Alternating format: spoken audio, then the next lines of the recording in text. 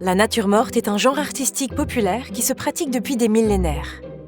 De l'Égypte antique il y a 4000 ans à l'Empire romain il y a 2000 ans, en passant par l'âge d'or de la peinture hollandaise au XVIIe siècle et jusqu'aux artistes modernes et contemporains. Regardons quelques exemples. Quels éléments les artistes ont choisi de représenter dans leurs œuvres? Dans cette œuvre de Philippe de Champaigne, datant de 1646, 3 objets évoquent le caractère éphémère de la vie. Ce type de nature morte est un memento mori. Les natures mortes hollandaises du XVIIe siècle, comme cette œuvre de Jan van Os de 1769, montrent la richesse du commanditaire par la présence de fruits et de fleurs exotiques. Preuve de la puissance commerciale des Pays-Bas à l'époque. Les natures mortes étaient aussi l'occasion pour les artistes de montrer leur savoir-faire.